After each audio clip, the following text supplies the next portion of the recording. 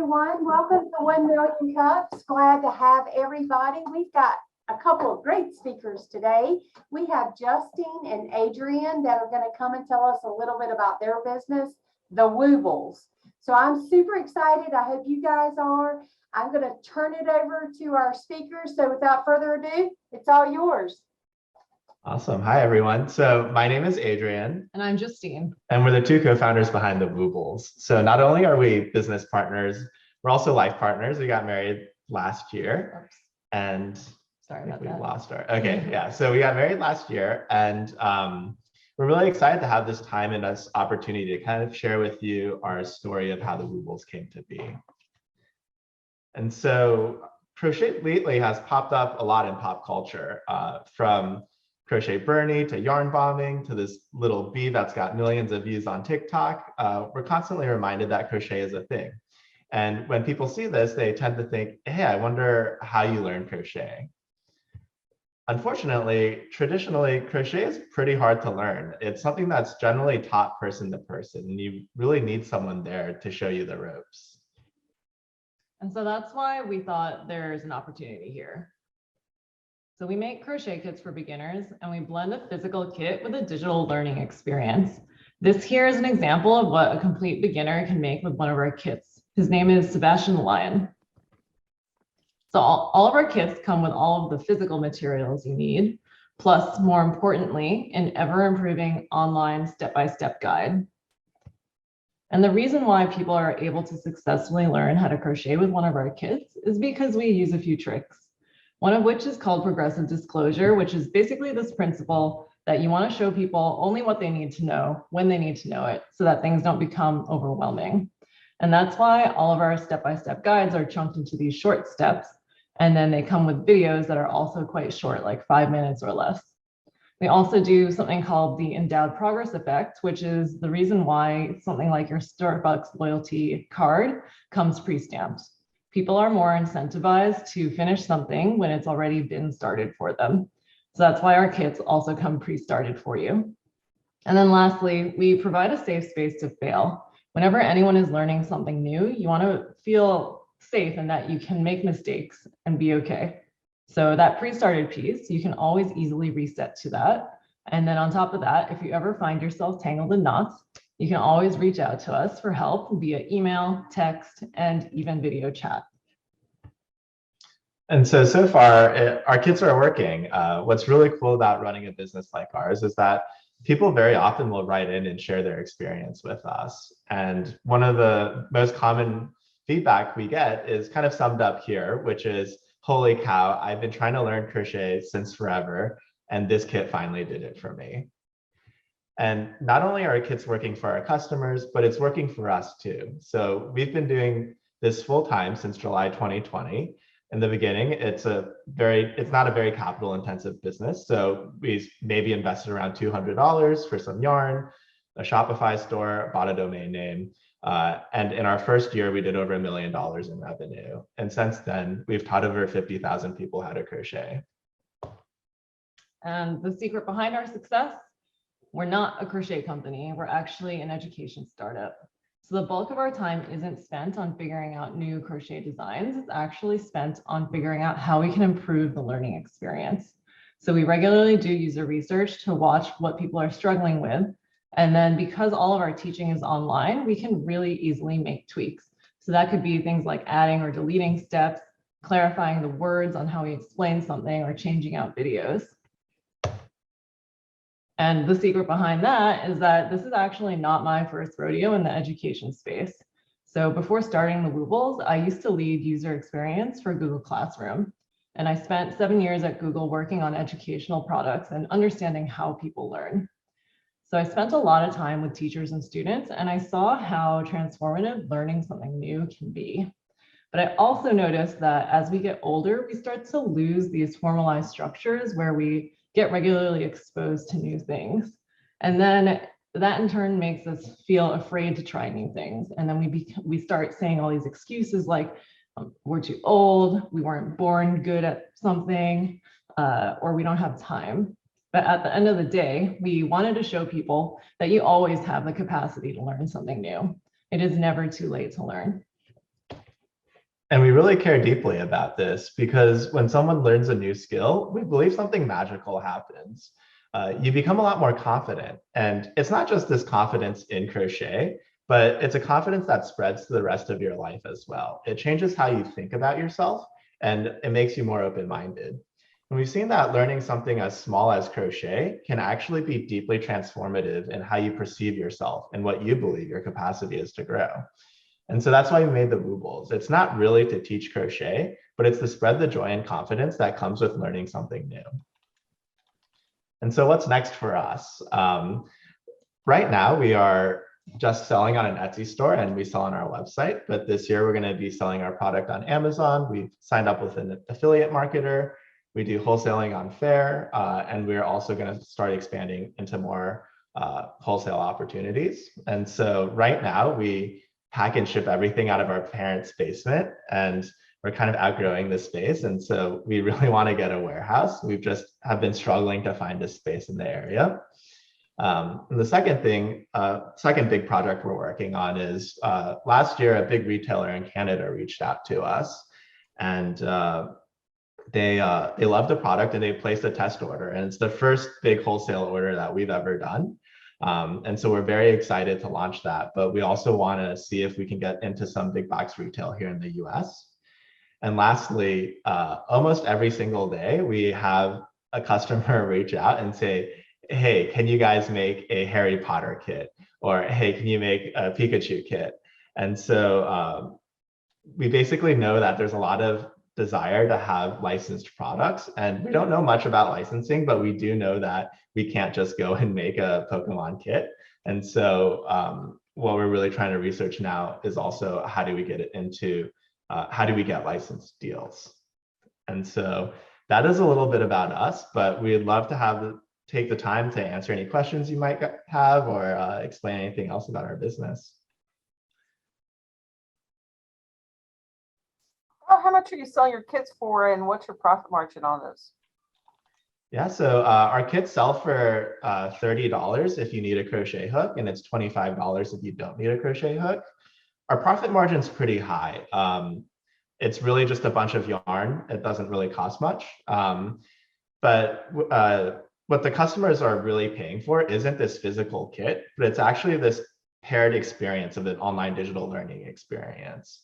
And so while our profit margin might be very high for the physical kit, where we really invest the experience is actually this pairing of this digital learning experience as well.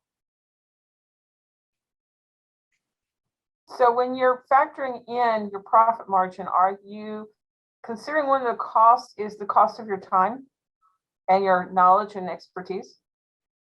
Yeah, so it's a little hard to measure like what we pay for our time, I guess. But in terms of profit margin, it's based on just the physical kit. We believe that doing this at scale, the amount of kind of investment we make in this online digital learning experience tends to get spread out across a ton of kits. And so it's actually not that much as well. But this business has a very healthy profit margin. Well, if you're going to go into big box retail and start increasing, know that that's the more you sell, the more people are going to be having demands on your time, which means you're probably going to have to end up hiring some other people to help out. So then you definitely need to factor those things in. Yeah, that's a great point. One of the things that we realized this year was that kind of what Justine was mentioning earlier, we have this customer service component where if you get tangled in knots, you can always reach out to us. And so we did some investments earlier this year to get a real customer service platform and a ticketing platform so that we're more easily able to add new customer service reps. We used to just do this over a shared Gmail inbox, and that became really difficult to kind of add more new people to. And superior customer service is essential, and I would say that that is a huge competitive advantage. Don has a question in the chat box. He wants to know, who's your ideal customer? You mentioned, you talk about Pokemon, but you also mentioned about we're not too old to learn. So who is that ideal customer? Yeah, we have three main buckets of customers. The most common one that we see is basically a millennial woman like in her 30s who wants to learn for herself. So I think a lot of times people look at these kits and they think it's a kid's product, but actually most of our kits are bought by adult women for themselves. So yeah, this kind of person tends to like all these things that we are hoping to get licensing deals from: Disney, Harry Potter, playing on their Nintendo Switch, maybe even like reading books, watching Netflix. Sometimes, actually, I feel like a lot of times they don't have very many active hobbies, and that's part of why they're interested in learning how to crochet. You know, they want to do something more than just watch Netflix and hang out with their kids, hang out with their friends. Then we also have a bucket of people who are a little older and then like tend to be moms. Maybe they're really into crafting already, and then they want to try crochet because maybe it's something like that review we showed you where this person has been trying to learn their whole life and it reminds them of their grandma, their mom, things like that. And then lastly is a bucket of people who are giving it as gifts. So a lot of times these gifts do go to children, I would say, like usually in the age range of like 10 to 14 years old. When you mention licensing, I understand, you know, the markets you're going for, and that tends to be a little bit of the younger audience. Please do not forget that there are many people who over many years of their life are very loyal to their college sports teams. So that might be something else you look at. Yes. Yeah, that's a great idea. We met at Duke, and so we're really well aware of the huge fandom for college sports and college pride. So that's an incredibly a great point that we'll look into. And so we have a couple of questions in the chat. Miss Carol would like to know, do you have any items for people that already know how to crochet, or is it for just the beginner? We also have intermediate kits. Those are with smaller yarn, smaller hook, and they're more elaborate. Like our most popular one is this fox with a backpack, or at least I guess he's not the most popular one. He's the most advanced one that gets the most reactions. He's Francois the Fox, and he's got a hiking backpack that even has like a little rollout mat, sleeping mat. Yeah, but when it comes to selling the kits, most of our sales are from beginner kits, and really it's we thought there would be more of a balance between like, you know, our intermediate kits and the beginner kits, but really it's like 90% plus are all beginner kits. So I actually saw you guys there make your debut on Channel 5. And so that was the first time I've ever heard of the Woobles. So what are you guys doing to drive traffic to your business? Yeah, so when we first started out, basically we're in this position where nobody knows about the Woobles and nobody knows about the product. And so our channel to growth that first year, we relied very heavily on Facebook advertising and social media advertising. So we made a very simple Facebook ad. It's a GIF of a penguin being assembled. And it took us maybe 10 minutes to do, but even to today, it's one of our best performing ads. And so in the beginning, a lot of it was reliant on using advertising to spread the word about the product. But what was really neat to see was that as people were buying the product and getting to experience the product, because you're making something and at the end of it, you get something that looks really cute, you have this strong desire to show off and to share with everybody, hey, look at what I just made. And so once we got the ball rolling with social media advertising, we were able to pick up more on kind of this word of mouth spread.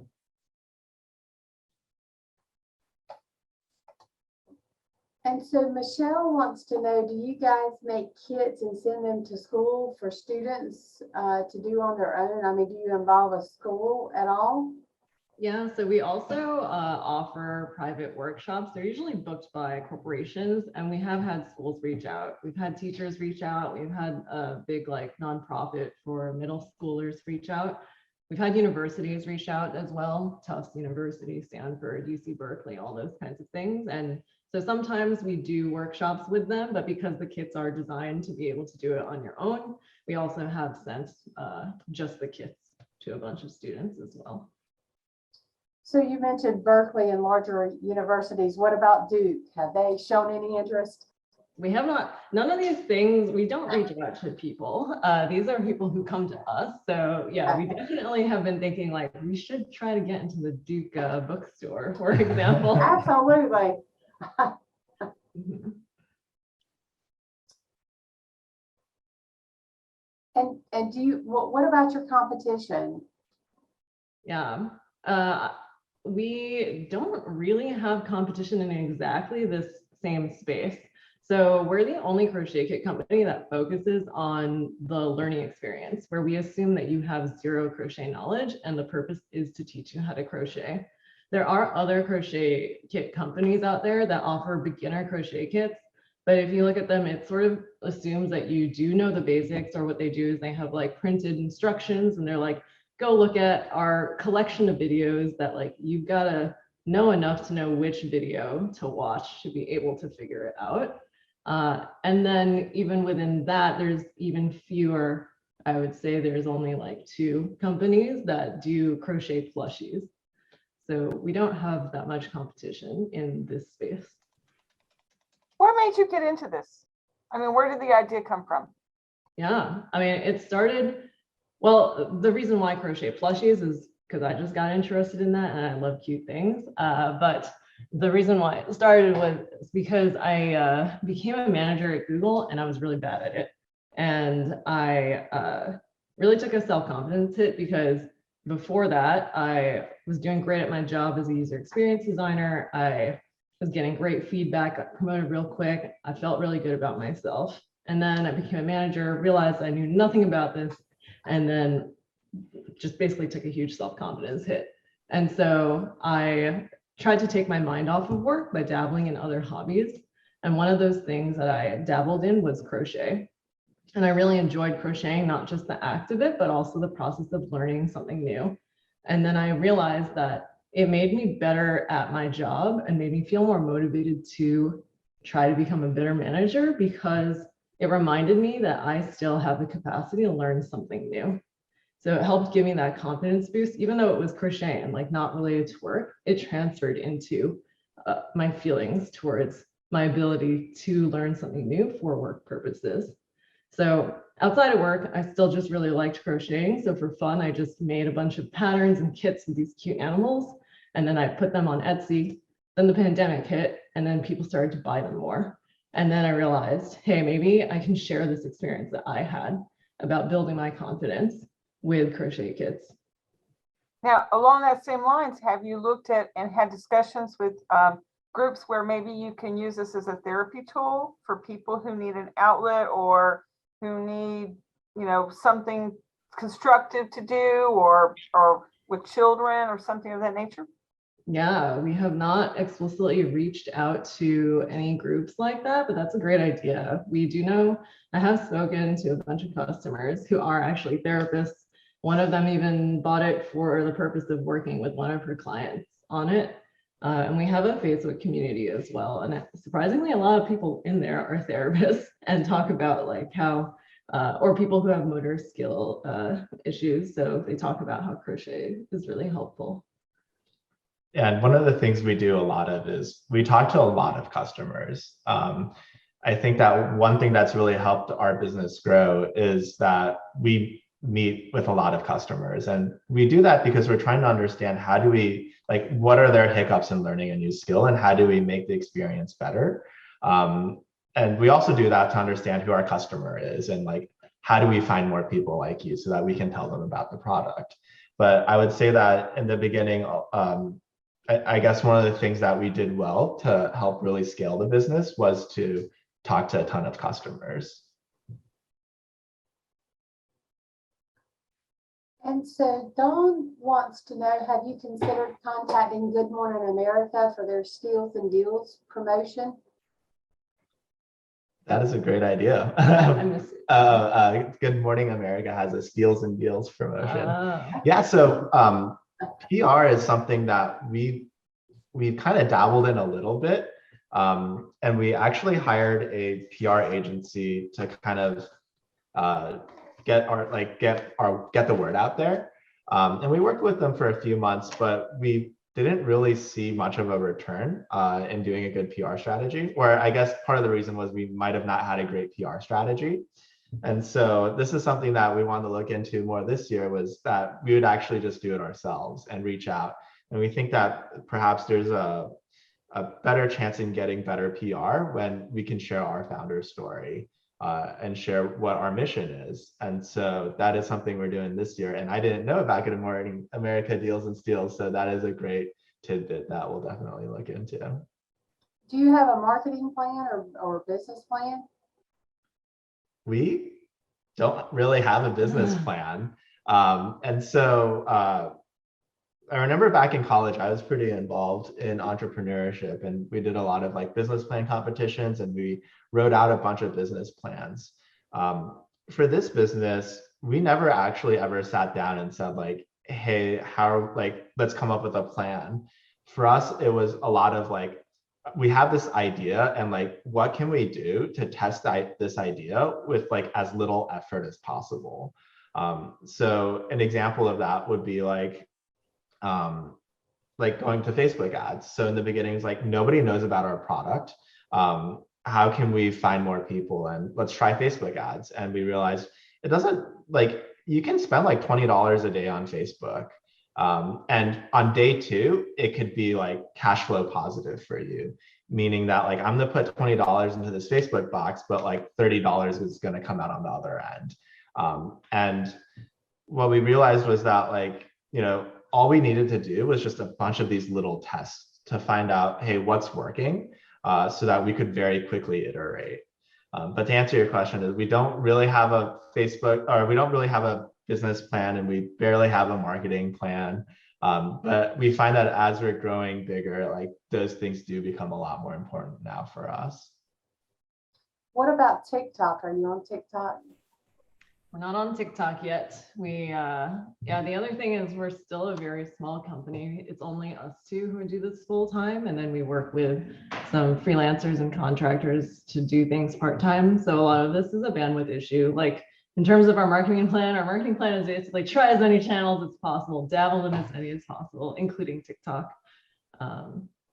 We definitely want to be on TikTok. So what about like, assisted living facilities where some of those have cognitive issues, but some, it would be a great opportunity for them to learn something new, but keep them busy as well. Yeah, that's actually a really good idea. I talked to someone lately who made workbooks. He's a high schooler actually. So I was doing like alumni interviews.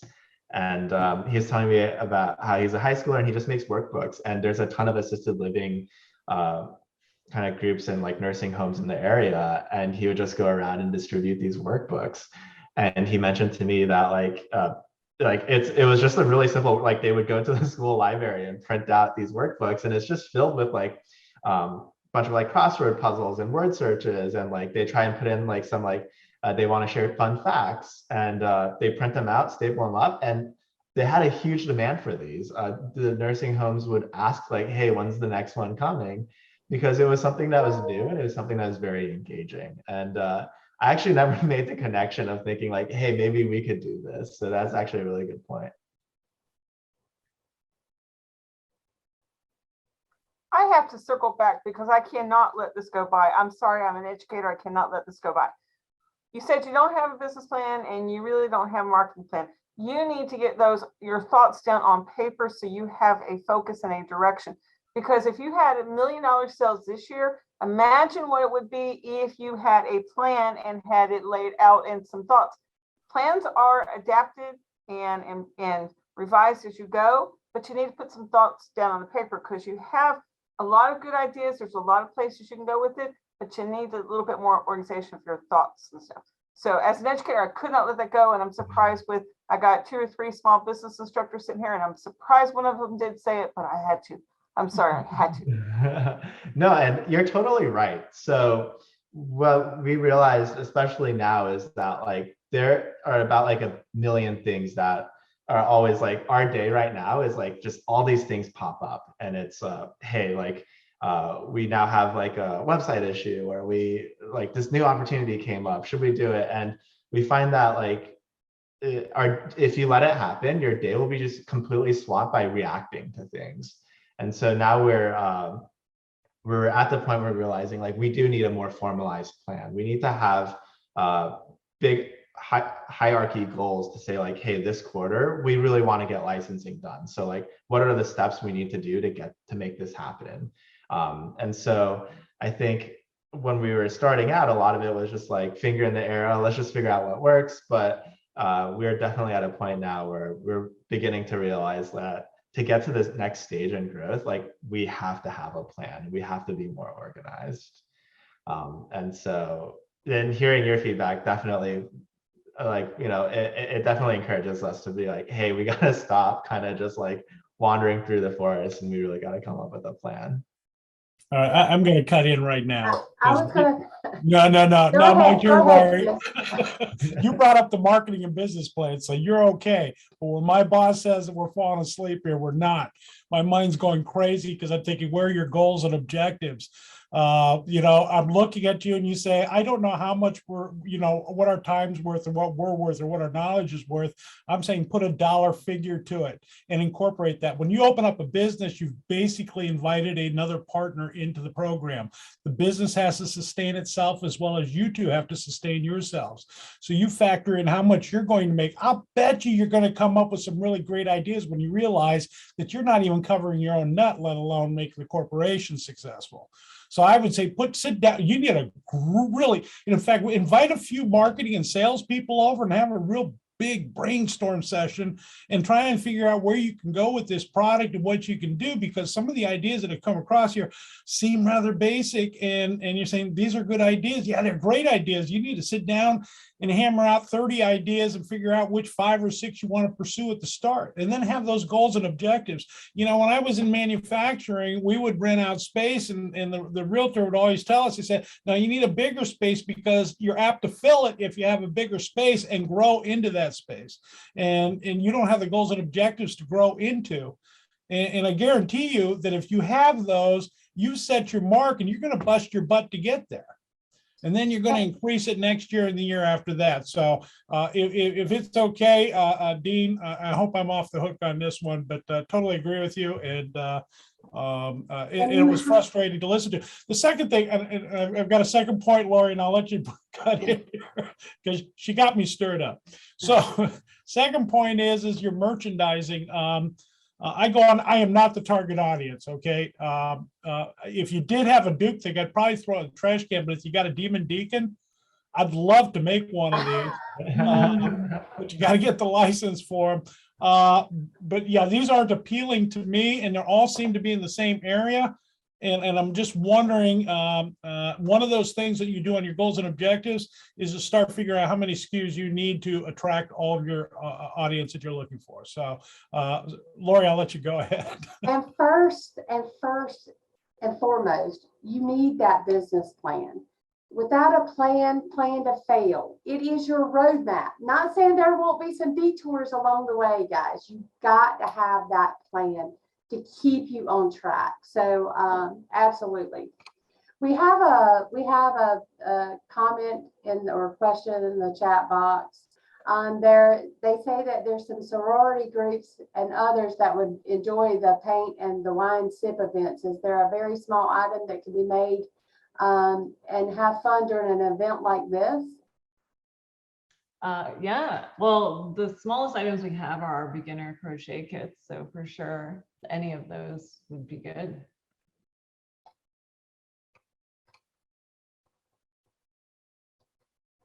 Yeah, I have to agree with that, because those events, while they're not necessarily about the painting or in this case, the crocheting, it's more about the time spent together and enjoying and having fun, but they're extremely popular. People love to have events like that because it's a time to hang out with your friends, but you're also having fun doing that. So I have participated in some of those, and they are a lot of fun. And I could see that if you had something that could be done in that kind of event, that would be a great thing to look at. And it gives them something to take home and have those memories.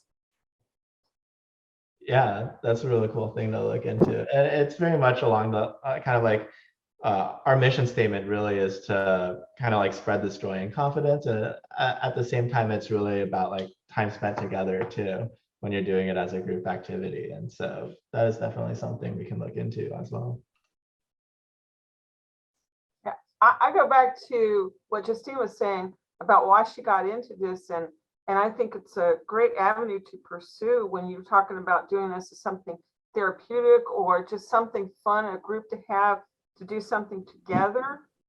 It's a great thing to learn. It's a great skill to have. I'm trying to learn right now myself, but it's a neat little skill to have because you can make things out of it, but it is more than just that. And I think Justine's point about the therapy part is just really spot on of an avenue that you can pursue. Thanks. I hope you can learn with a Woobles crochet kit. So Justine and Adrian, there are many aspiring entrepreneurs in our meeting today. What advice would you give them? My big advice is basically follow the user-centered design process. So before I started this, I had spent my whole career as a user experience designer, and part of why I wanted to make a business was that I felt like, you know, I only know this one little slice of the whole product design process. But then I realized after making a business that the whole business is basically a user-centered design process, and that you come up with a hypothesis, you test it in the cheapest, fastest way possible, you get feedback, and then you keep on doing that. I feel like I've met a lot of people who are like waiting for the greatest idea and want like things all organized and figured out. And I mean, as you can see, we don't have a business or marketing plan. We're kind of like, not that that's good, but just that like we are flying by the seat of our pants to some extent, where it's like, you just gotta go out there and try something, because some sort of feedback is better than none. Yeah, and my feedback would kind of very much echo that, in that I think, at least for me, I've always wanted to build a company and create a product, but that wasn't the path I went on. So after graduating school, I became a trader at a bank, and I spent many years there. And I think in my head, I had this idea that like, I need to, you know, get good grades, go to a good school, get a great job, and then climb up this like ladder at work so that, you know, yeah, I could be very successful. And I think those things happened for me where I did work really hard, and ultimately I got promoted very quickly, and I had a great job. And what I realized was that that wasn't my definition of success. I was taking someone else's definition of success. And so even though I had all these things, and on paper it should have been like, hey, I should be really happy right now, I put in all this hard work, but I realized that, you know, I'm not really happy.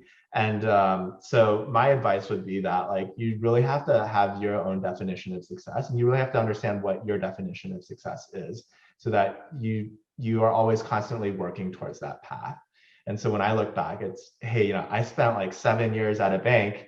Maybe I could have spent a little bit less time had I known what my definition of success was. Like maybe I wouldn't have spent all this time working towards someone else's dream of success when it wasn't my own.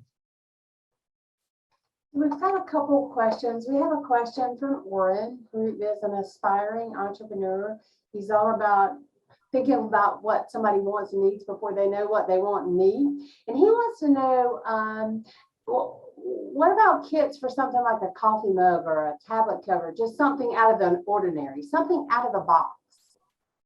Like something that's like not for a plushie, like a more household item type of thing.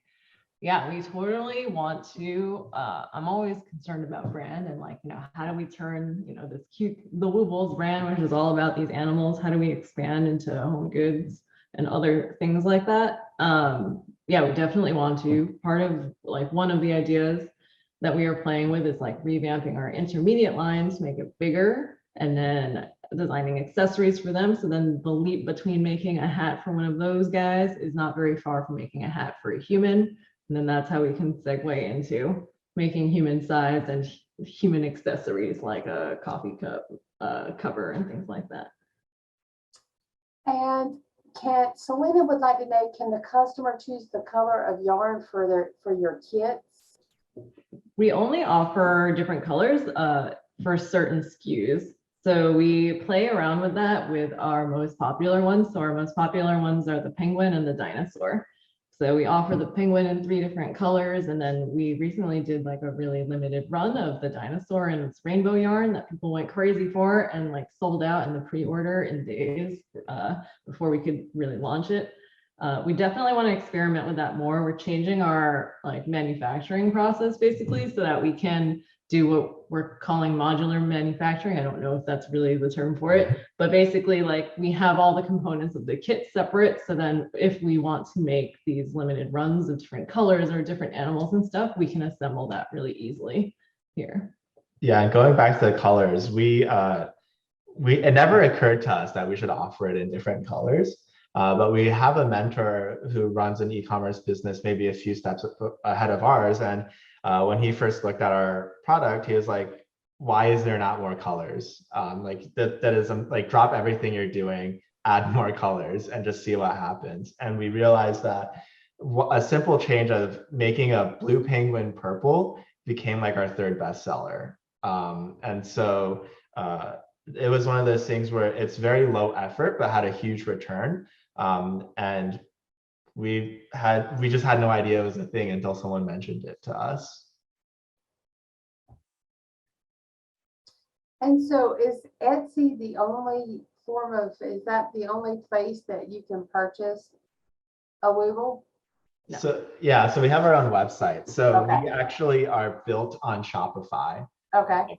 And so Shopify has been really great for us because there's the most beneficial part of Shopify is they have a very robust app store. And so if we want to get into email marketing, we just install an app. If we want to start doing SMS marketing, we install another app.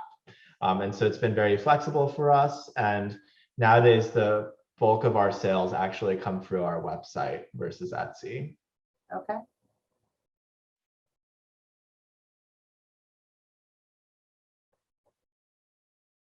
Do we have any other questions for Justine and Adrian? Yeah, feel free to ask us anything. We're always happy. Let me ask something. Hey, this is a pretty cool idea that you're bouncing around here. What's your next idea that you're bouncing around? What's in the queue?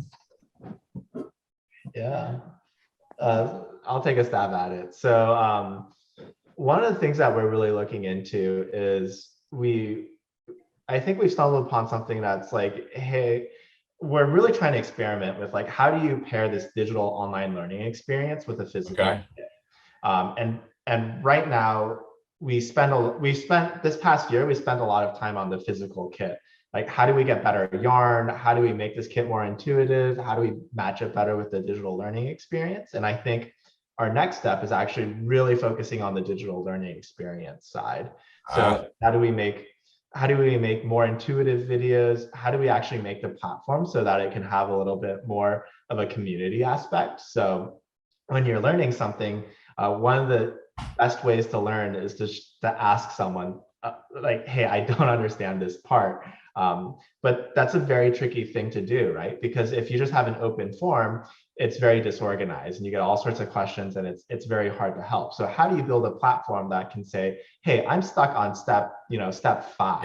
Yeah. And then how do you share that with the rest of the community, and the rest of the community is incentivized to answer your question? And so I think a lot of our work this year will be building out this side of the digital learning experience of creating a platform really that's community driven and it's very tailored to learning a physical skill. And we believe that if we can build this out, then it doesn't have to be crochet. We can teach cooking, we can teach makeup, we can teach. That's where I'm going. Yeah.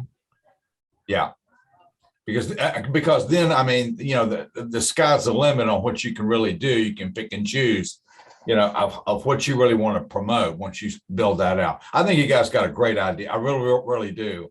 But I'm circle back to what Cindy and Ken said. I think, along this way, you guys are going to have to at least start putting some stuff on paper. And that's just smart management. I mean, because a lot of entrepreneurs have great ideas. I mean, I've seen it, and Ken has, and you're really great with the ideas. You get impassionate, you really get involved, and then you forget the paper piece. And then, I'll get to that, and then, I'll get to that. And then eventually you don't get to it. So that's just the one word of caution that I would share. And I think most of them have already said that. Take the time, put some stuff on paper, and build it as you go, parallel it together. Because I really see you guys really got a great idea that can open the door for not only crochet, but other products as well. So thank you very much. Thank you. Yeah, this is I think the one very valuable piece of feedback we'll be taking away today is that we definitely need more structure, and we need to have stuff on paper on like what our plans are. When Lori told me that we were having crochet people on, I don't know much about crochet. My first wife used to crochet a lot of blankets and do booties, and I noticed that on the thing of baby caps and things like that that some people put in on the chat. And so when I went to the intermediate part of your website, I was expecting to see stuff that's more practical, useful, and things like that. Have you thought about going in that direction rather than, I mean, the cute products are nice and everything else, but possibly going into another direction like sweaters, which have to be pretty complicated, I would think. I have no idea. Somebody makes them for me. But have you thought about going into the more practical aspects of it? Because to me, that's what crocheting is. Yeah, we've thought about it. That space has more competition and it's not as distinct, which is part of why we wanted to start with these plushies. Like there's a different feeling. So there's this term called fiero, which is this feeling you get when you accomplish something that you once thought was impossible. And I think it works to our advantage too, that we have a really distinct product that people will see like, oh, it's this penguin and it has this design. And when people share it with their friends or on social media versus like a sweater, because the sweater could be made from like a lot of different people, or maybe you bought it and things like that. But we definitely, yes, like for sure, the people who are interested, I think, in crocheting not plushies is a much bigger market than people who want to crochet plushies.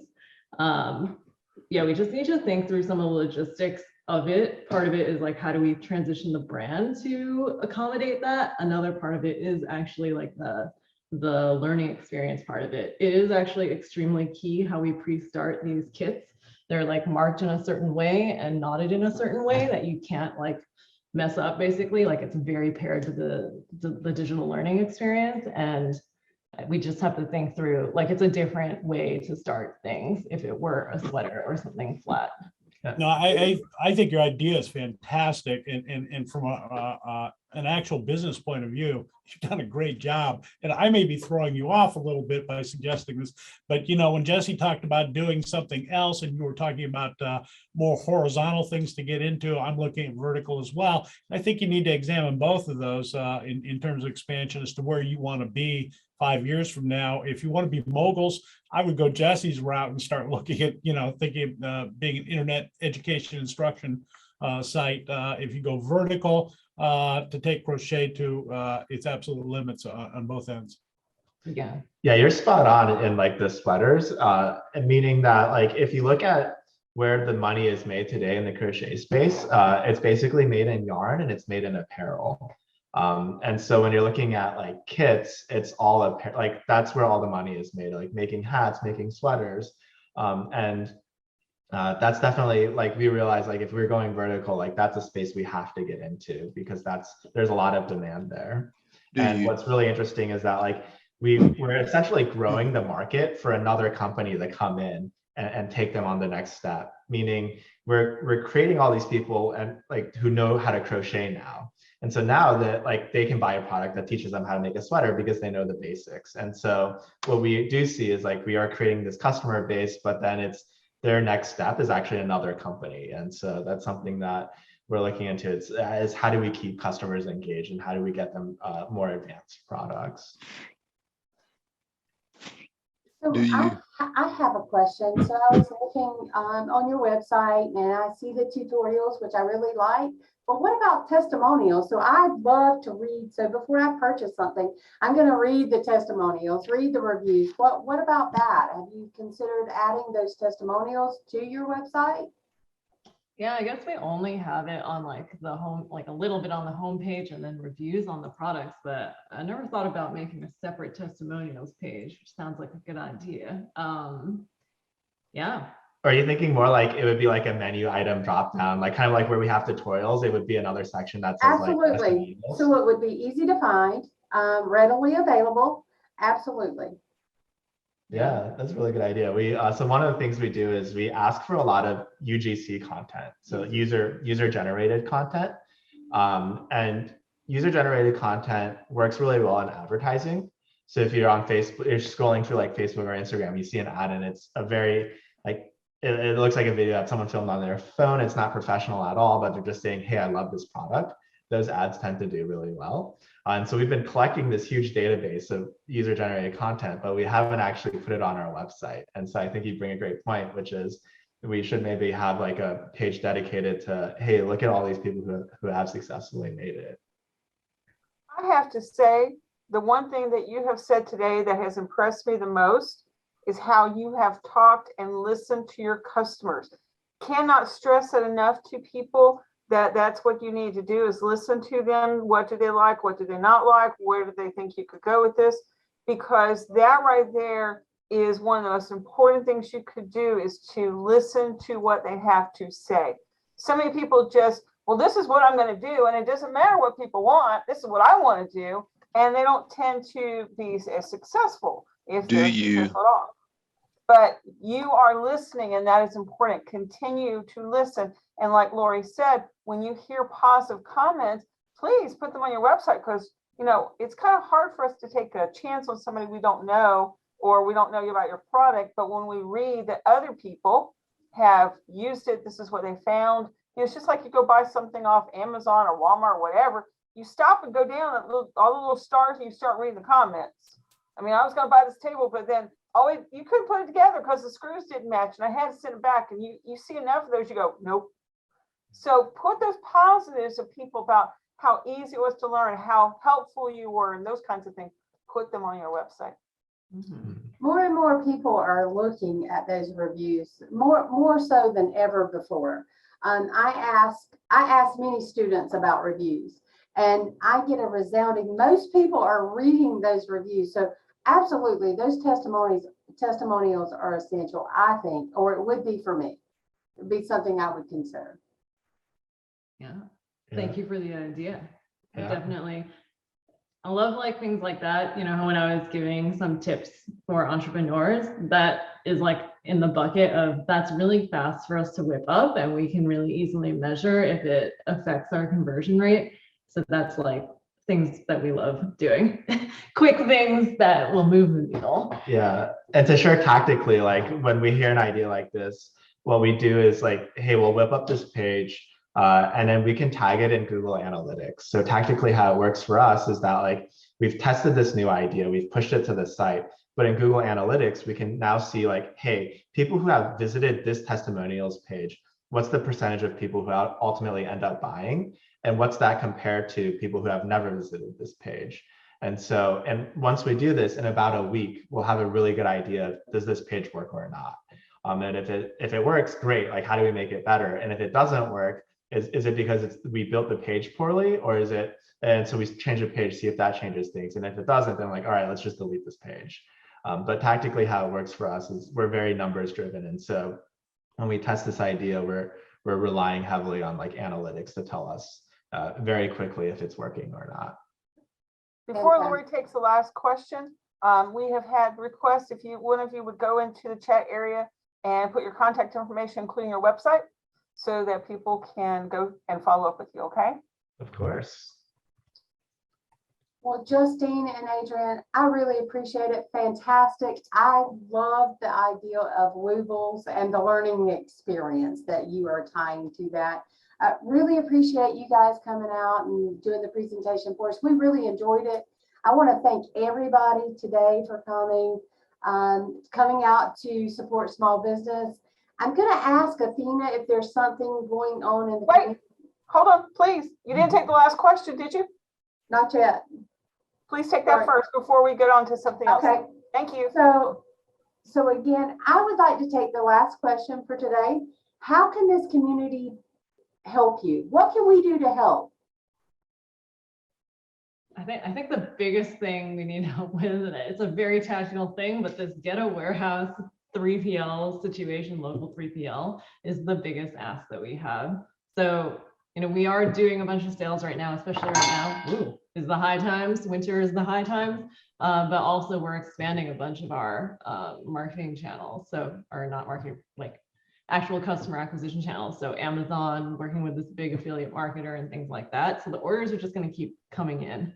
And right now we have someone who is helping, but they only help part-time. And then Adrian's like almost every day physically shipping things. So like it will help us hugely if we free up our own time. We spend like 3 hours a day packing things. Like it would help us hugely if anyone knew about any warehouses in the area that we could rent, that we could buy, local 3PLs, anything that can help with that like operational part of the business. Thank you so much. Again, a fantastic presentation. Everybody, I appreciate it. I hope you have a fantastic Wednesday. I hope to see you back next week. We have Efficiency that's coming next week to tell us a little bit about their business. I hope to see you then. You guys have a fantastic day. Justine and Adrian, thank you very much.